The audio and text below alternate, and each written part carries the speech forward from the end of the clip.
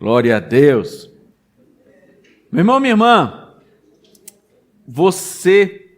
acho que você não faz ideia como eu estou com vontade de conversar com você sobre o que Deus colocou no nosso coração nessa mensagem a respeito desse assunto que a gente já está conversando desde o comecinho do culto. Deus tem muito para você viver. Esse é aquele momento que eu sugiro que você pegue aquela imagem que eu mandei para você nas nossas redes sociais ou no WhatsApp, que eu quero conversar com você sobre ela. Deus tem muito para você viver. Você viu que na imagem tem uma lista de tarefas assim, né? Ela está em branco lá porque eu nem me dei o trabalho de colocar nada, escrever nenhuma das tarefas, mas tem uma lista grande, né? Não é assim que a gente se sente de vez em quando? A quantidade de coisas que há para ser feitas.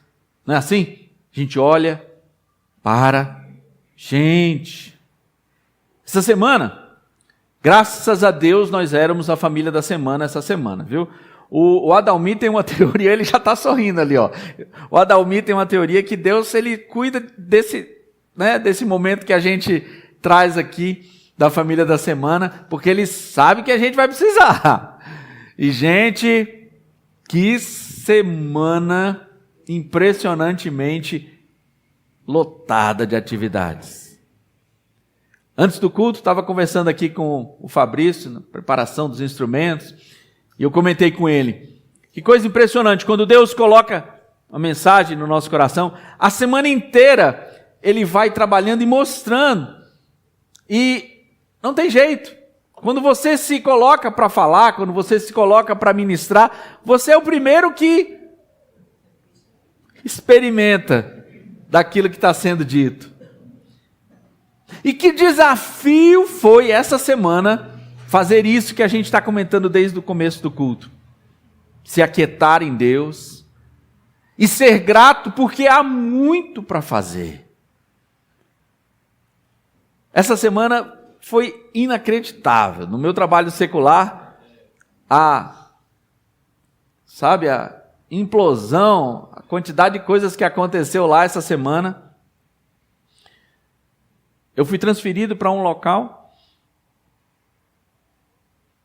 Entre eu ser transferido e ser efetivado, o local desapareceu. Inúmeros locais foram extintos, foram criados. Então, assim, você imagina como as coisas estão. Gente, teve um momento em que eu e a Cris, a gente estava conversando, e a gente parou e eu olhei assim, a quantidade de coisas que tem hoje. Aí me deu assim aquela sensação assim de tristeza pela quantidade de coisas que havia para ser feita. Instantaneamente, mas assim, de uma forma imediata. A Bíblia é fiel e diz que o Espírito Santo nos convence do pecado. E Deus trouxe no meu coração assim, você sabe a quantidade de pessoas que gostaria de ter coisas para fazer assim como você tem hoje? Eu baixei a cabeça e, Senhor, perdão. E imediatamente me veio a mente, a imagem. Você que mora aqui em Brasília, você deve estar nos ouvindo de outro local, infelizmente você passa por locais e há pessoas que não têm um local para viver, e estão lá paradas, sentadas no chão. Como cada uma dessas pessoas ia gostar de ter 1/3 das coisas que você tem para fazer. Mas eu e você, nós somos tão difíceis que a gente se pega reclamando de ter para fazer. Que coisa impressionante. E a gente tem que crer que esse é o dia que o Senhor fez. A gente canta e a gente diz que Deus está no controle. A gente canta e confia que Ele é quem cuida. Então, irmão, irmã,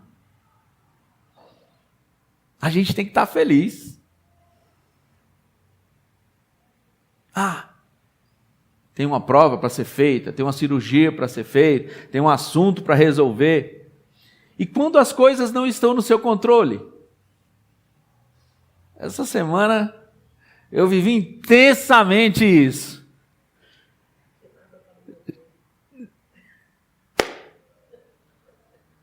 Porque quando as coisas estão no seu controle, você coloca lá, né, na lista para fazer, Se você tem um pouquinho mais de questões para resolver na sua cabeça como eu, você tem umas 3 listas, né? A longo prazo, médio prazo, agora e o já, pelo amor de Deus. Você tem uma lista? Eu tenho uma lista chamada já, pelo amor de Deus. Então, mas e quando você não está no controle? E você tem que... Eu não sei se você lembra do salmo que foi escolhido. E o 4, lá no comecinho, que diz assim: em paz me deito e logo pego no sono, porque só tu, Senhor, me fazes repousar tranquilo. Pastor, essa mensagem de hoje está um pouco assim, meio lá, meio cá, como é? A gente tem que ficar calmo, mas a gente tem que gostar, porque tem muito para fazer. Exatamente isso. Esse é o desafio do que Deus quer nos falar hoje, do que Ele tem falado no meu coração e que Ele colocou para eu conversar com vocês. É exatamente isso. É a gente se aquietar, confiar, tendo muito o que fazer. Queria convidar você, meu irmão, minha irmã, a abrir, ligar a sua Bíblia, no livro de Esdras, capítulo 7. Livro de Esdras, capítulo 7. No domingo passado nós concluímos uma série que eu, pessoalmente, fui extremamente alimentado por ela, a série de Timóteo 1 e 2. Convido você aí nas nossas redes sociais, todas as mensagens estão lá. São 9 mensagens sobre os livros as cartas de Paulo a Timóteo. E hoje vamos falar, hoje é dia de ceia, e essa mensagem está ligada à comunhão, a alegria. Livro de Esdras, capítulo 7, nós vamos ler do 8 ao 10. A minha vontade era nós lermos do 1 ao 23, mas eu vou deixar essa parte para a gente ler em casa e a gente comentar. Agora a gente vai ler do 8 ao 10. Esdras chegou a Jerusalém, não perca a sua conta aqui, no 5º mês, no 7º ano deste rei, pois no 1º dia do 1º mês partiu da Babilônia, e no 1º dia do 5º mês chegou a Jerusalém, segundo a boa mão do seu Deus sobre ele. Você localizou aí? Nós estamos em Esdras 7, 8 a 10. Por enquanto eu li só o versículo 8 e 9. Todo mundo localizou ou eu errei a passagem? Está todo mundo... ok. Pensei que eu tinha errado aqui. Veja, nós estamos lendo aqui sobre uma viagem que Esdras fez, que ele saiu no 1º dia do 1º mês. Ou seja, 1º de janeiro, como se fosse para nós, tá? Não é janeiro, mas ele saiu no 1º dia do ano. Chegou lá no 1º dia do 5º mês. Quantos meses ele levou? Não, meu irmão. Você é de humanas, né? Não, vamos lá. Vamos lá. 4, né? 4, tá? Ele chegou no 1º dia do 5º, ele levou 4 meses inteirinhos, tá? Vamos lá. Segundo a boa mão do seu Deus. Ou seja, foi uma viagem sensacional. 4 meses viajando. Viagem naquele tempo não era que nem hoje não, tá? A coisa era pesada. E Esdras não foi sozinho. Esdras foi com a porção de gente. E não foi só gente não. Levou muita coisa. Porque Esdras tinha disposto o coração. E eu vou parar aqui, deixar... Você continuou a leitura, não continuou? Você não se aguentou? Calma. Mas o fato é que ele tinha disposto o coração. Daqui a pouco a gente continua. Deixa eu voltar um pouquinho a história para você.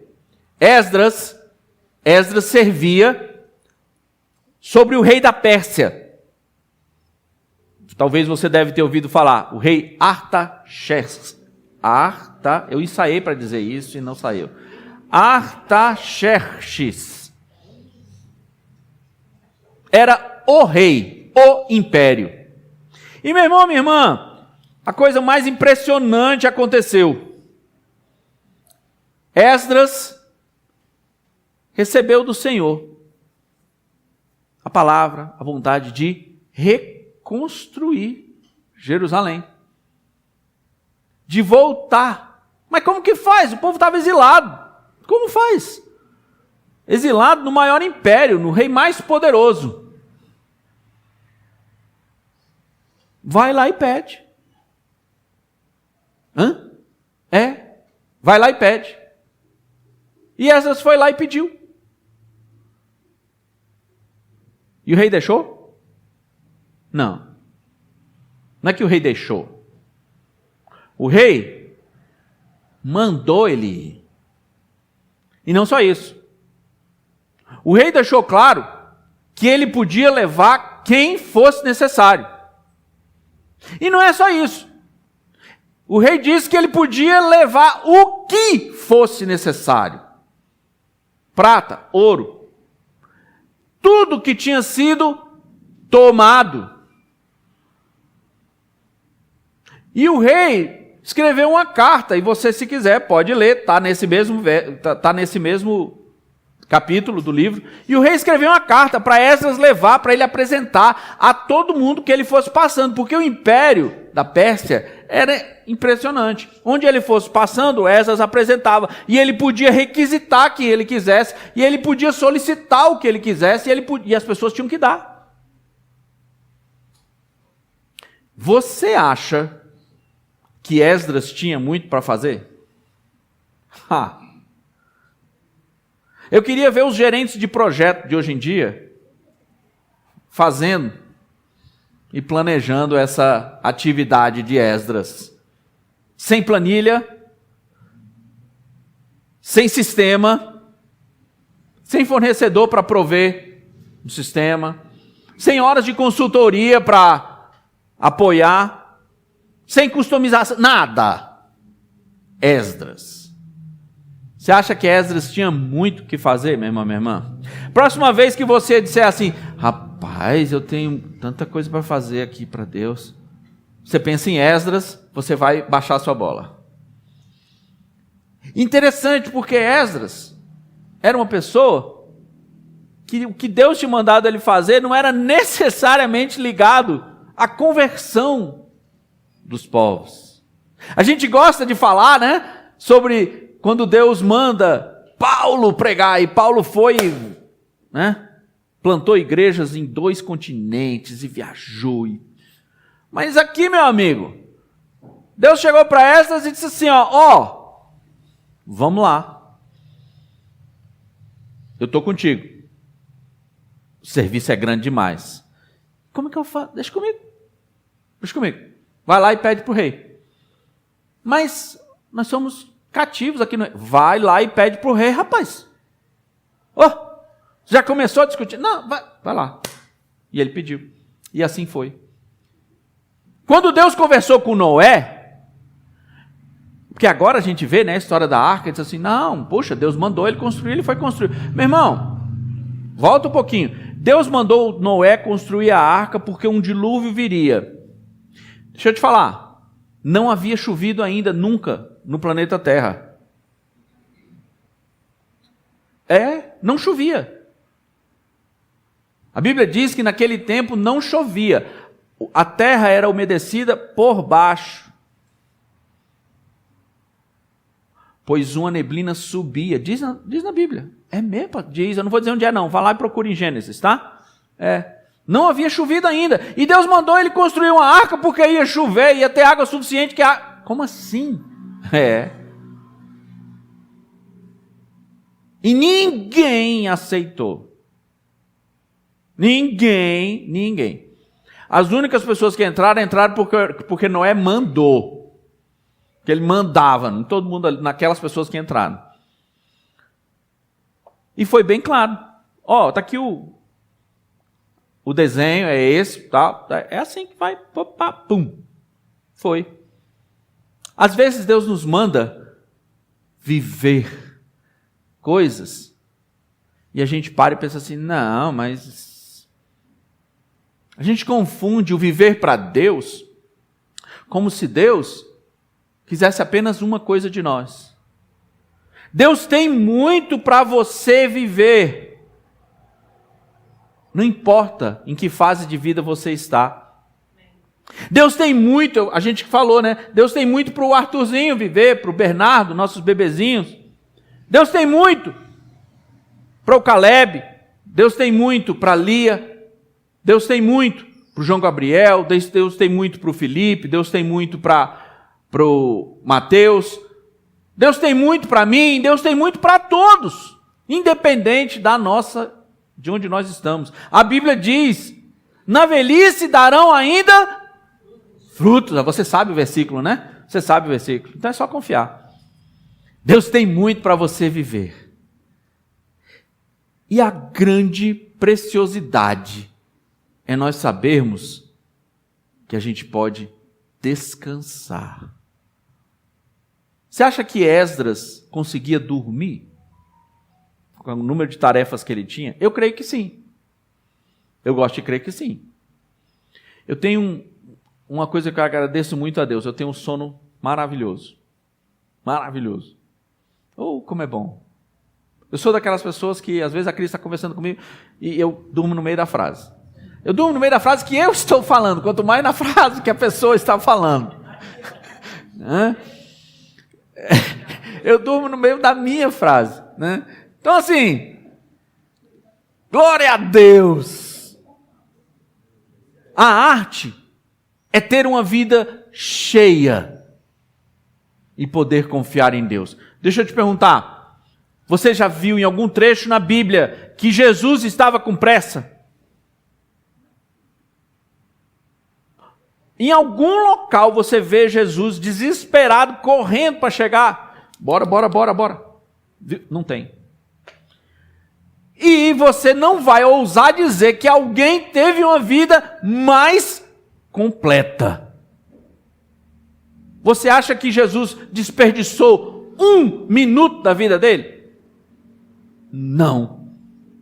Pode responder não, irmão, não é pegadinha do pastor não. Não estou dizendo que Jesus não se divertiu. Não estou dizendo que ele não tirou tempo para ficar conversando, para admirar a natureza, nada disso. Estou perguntando se ele desperdiçou. Não! Mas a gente vive com pressa. Você já reparou como o mundo quer fazer que a gente viva com pressa? Já faz uns 2 meses que eu estou lutando e pedindo sabedoria a Deus para tentar não viver com pressa. E quem me conhece sabe o desafio que isso é. Meu irmão, minha irmã.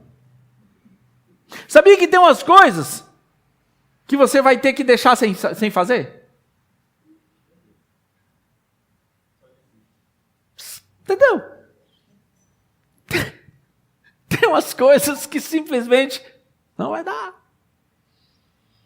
Às vezes, Deus vai te ensinar com isso. Às vezes Ele quer que alguém perceba que Ele podia ter feito.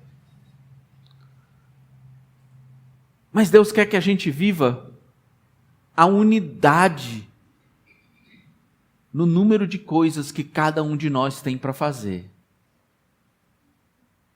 Porque uma das coisas que mina a unidade e a comunhão do povo de Deus é eu querer fazer, é você querer fazer, é cada um querer fazer, em vez de nós queremos fazer.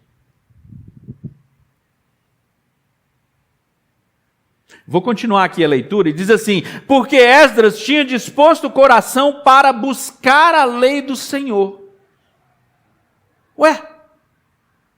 Eu pensei que ia dizer que Esdras tinha se disposto a reconstruir Jerusalém. Não. disse que, segundo a boa mão de Deus sobre ele, porque Esdras tinha disposto o coração para buscar a lei do Senhor. Você reparou que Esdras não parou e disse assim, deixa eu ver o que é que está errado, o que é que as pessoas estão fazendo errado, e eu vou fazer do jeito que presta para Deus. Não foi assim. Esdras não parou e disse assim, deixa eu ver o que precisa ser feito. Não. Esdras foi buscar a lei do Senhor. Como o nosso povo, como o povo de Deus, como a nossa igreja, como eu, como o André, como nós precisamos saber que a ordem não é fazer e depois buscar a Deus. A ordem é buscar a lei do Senhor, é buscar a Deus. Tá legal. Entendi, pastor. Então primeiro eu busco a lei de Deus e depois eu vou e faço as coisas. Não, também não. Não, então primeiro eu busco, eu aprendo bem muito, aí depois eu ensino para as pessoas. Também não. Porque nós sabemos fazer isso, né? A gente treina as pessoas a pregar, treina as pessoas a tocar, a cantar, treina as pessoas a servir, treina as pessoas a evangelizar, treina as pessoas a discipular. Não é isso que Deus nos chama a fazer. Deus nos chama a buscar a Deus, viver Deus. E depois mostrar como é que é. Leia aqui, não sou eu que estou dizendo. Porque Esdras tinha disposto o coração para buscar a lei do Senhor e para a cumprir. E para ensinar em Israel os seus estatutos e os seus juízos. Esdras não era daqueles que aprendia, porque ele aprendia, ele era escriba. Ele sabia a lei. Quando a gente diz que Esdras sabia a lei, não é que nem eu conheço a Bíblia. Não tem misericórdia de mim, Senhor. Não. Esdras sabia a palavra, a Torá, decorado.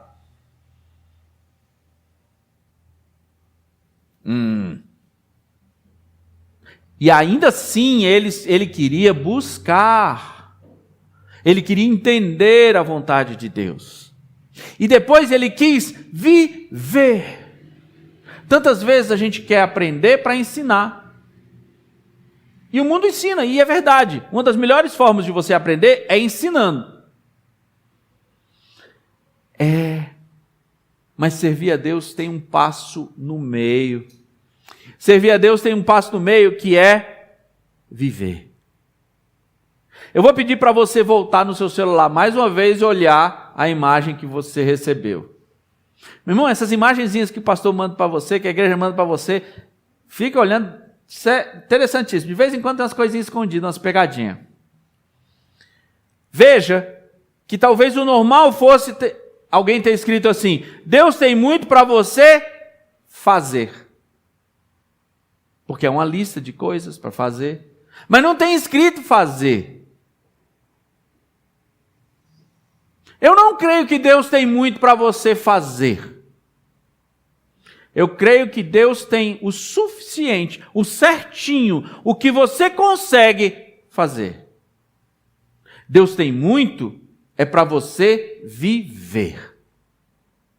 Muito da ideia de transbordando. Se você tem uma bacia e você coloca água, se você diz, aqui tem muita água, significa que vai transbordar. Deus não tem muito para você fazer. Esqueça. Deus não tem muito para você fazer. Deus tem a medida certinha. Se está faltando tempo, se está faltando força, se está faltando ânimo, não é culpa de Deus. É culpa minha. Deus tem a conta certinha do que é para você fazer. Mas Ele tem transbordando, saindo pelo ladrão, vazando muito, para você viver. Não tem limite o que Ele tem para mim e para você. Não tem limite o que Ele tem para o seu povo. Não tem limite o que Ele tem para a sua igreja, para a gente viver em unidade. Porque transborda de você e cai em mim, na minha cabeça, me banha, me refresca.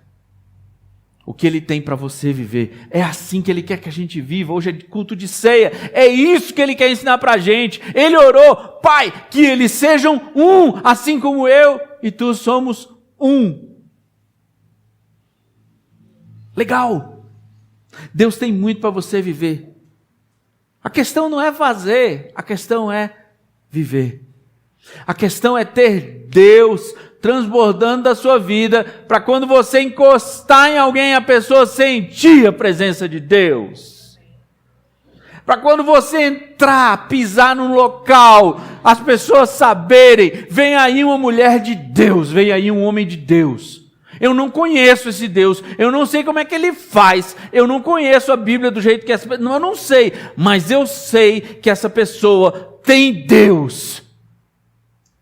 Esse é o chamado de Deus para você. Deus tem muito para você viver, a ponto de transbordar e o seu casamento ser completamente transformado. Deus tem muito para você viver ao ponto de transbordar e a sua família ser transformada. Deus tem muito para você viver ao ponto de você transbordar e essa igreja aqui ser transformada. E a igreja onde você vive, as pessoas que você tem contato, o seu trabalho. Deus tem muito. Mas a ordem é essa: busca, experimenta. Experimenta viver isso, experimenta viver sem pressa. E agora eu vou fazer outra pergunta, e eu estou falando rapidinho porque a mensagem hoje não é para ser longa, é para ser aguda. Você já viu Jesus apressando alguém?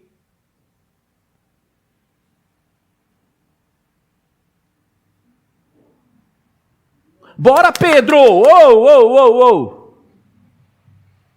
Ô, Tiago, você ainda não foi? Não vê. Você até vê Jesus dizendo o que é para fazer. Você vê Jesus comentando sobre os sentimentos, sobre as emoções dele. Mas apressando. Você vê Jesus lembrando que o tempo está próximo, que a colheita está próxima. Mas você não vê Jesus enchendo a vida das pessoas de um jeito que as pessoas não vê. E os pastores fazem isso. E aí parece que a gente ensina as pessoas a fazerem isso também.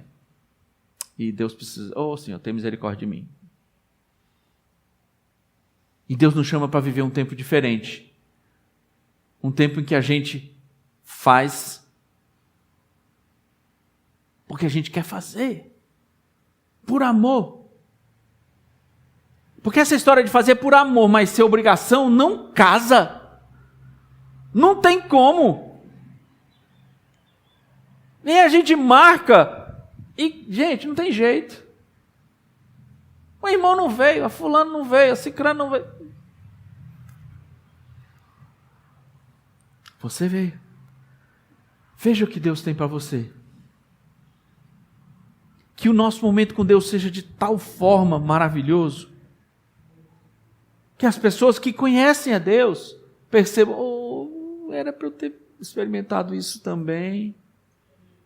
Quando você comentar sobre o que Deus fez com você hoje no momento do louvor, da palavra, que isso arda no coração das pessoas com a sensação assim, eu queria também. E não, eu sei que eu não fui, mas aqui eu queria descansar.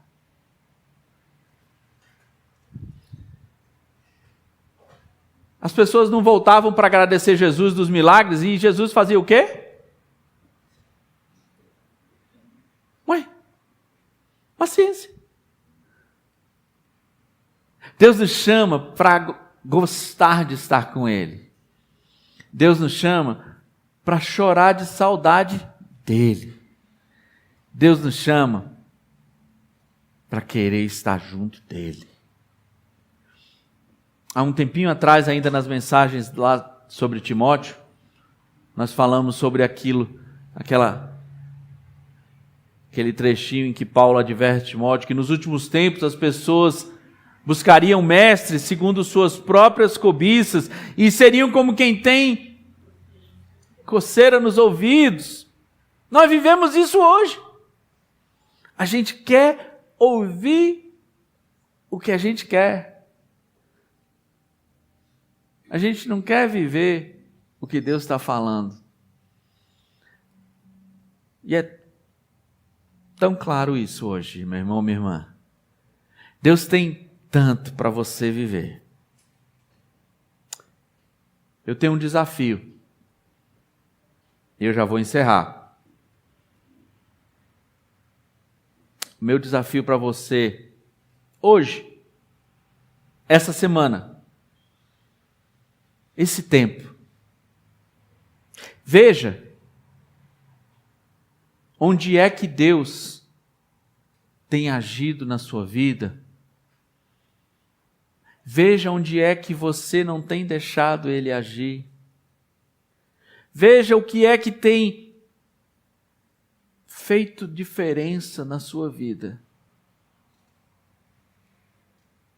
E deixe isso ser prioridade na sua vida. Se precisar tirar umas coisas, se precisar perder dinheiro, deixar de ganhar um pouco, a gente fala com facilidade sobre as igrejas que têm imagens, né? Ídolos e fala e acusa. Mas a gente não fala com facilidade das coisas que eu não deixo. As coisas que eu quero. E dos tempos que eu não tiro na minha agenda para buscar a Deus. A gente fala com facilidade das pessoas que têm vícios.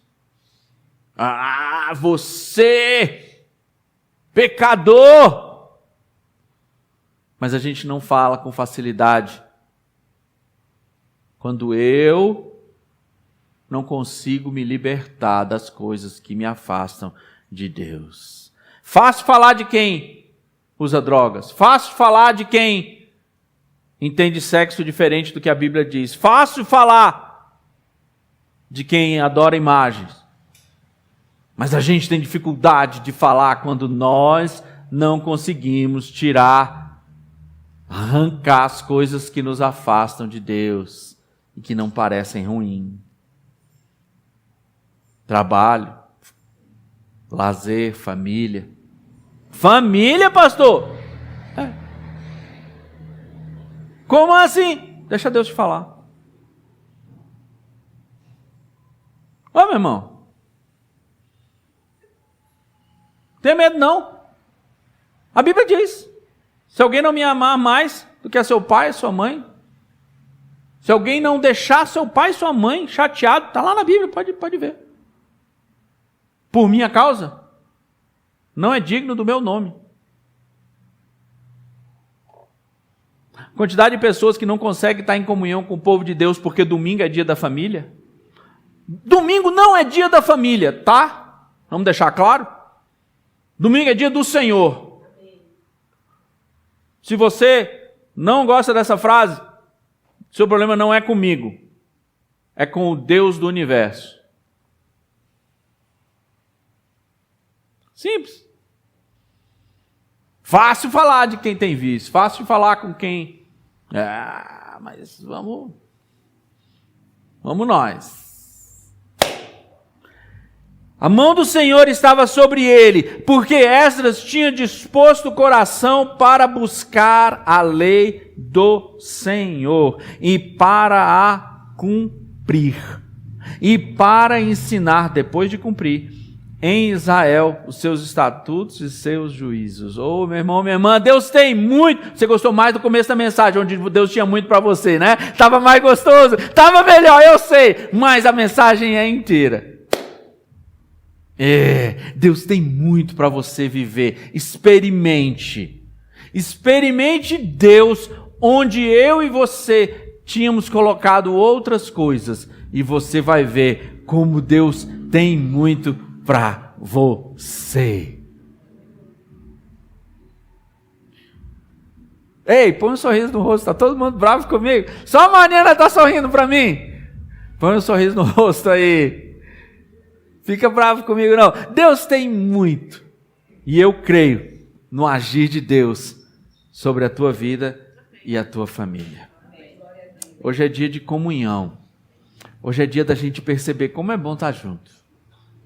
Hoje é dia da gente perceber que Deus fez tudo para que eu e você experimentemos da presença dele. Oh, meu irmão e minha irmã, que sensação maravilhosa. Sabe aqueles momentos em que o céu desce, você sente assim, ui, que coisa maravilhosa. Se esse momento pudesse ficar para sempre, vai ficar. Vai ter um momento em que vai ser só louvor. Ainda não é assim. Enquanto a gente ainda estiver aqui, vamos experimentando esses momentos em que a gente não lembra. Não tem. Às vezes a gente está louvando, às vezes a gente está no outro momento orando, e parece que a gente não lembra das contas, não lembra do chefe, não lembra do relatório que tem que preencher, do parecer que tem que dar, das compras que tem que fazer. Não tem? Tem. Se você já experimentou essas frações de segundo, na glória vai ser ainda melhor.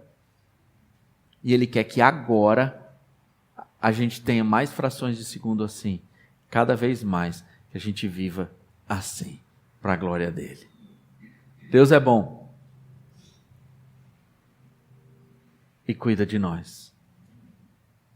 Quem tem ouvidos para ouvir, ouça o que Deus nos fala hoje.